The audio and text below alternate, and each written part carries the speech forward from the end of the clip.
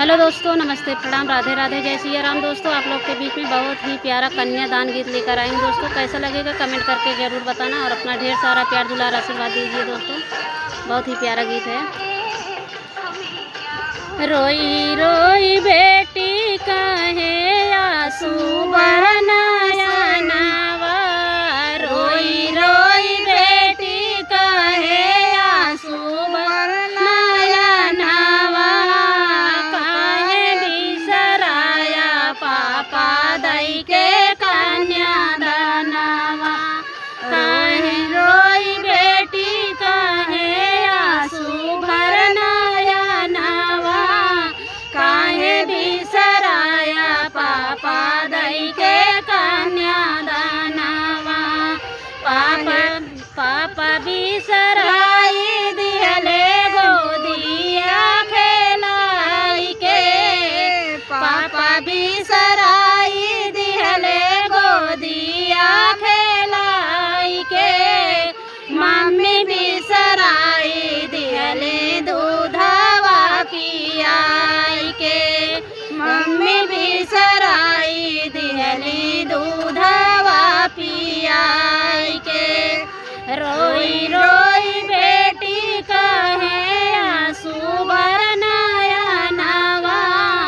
रोई रोई बेटी कहे आंसू भरनाया नावा,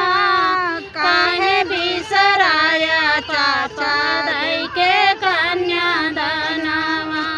काहे बिसराया चाचा दई के कन्यादानवा,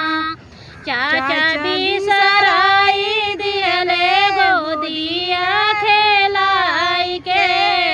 चाचा बिसराई दिहले गोदिया खेलाई के, चाची बिसराई दिहली सथवा छोड़ाई के,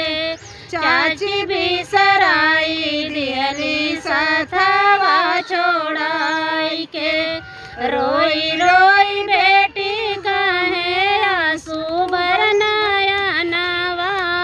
रोई रोई बेटी कहे आंसू भरनाया नावा,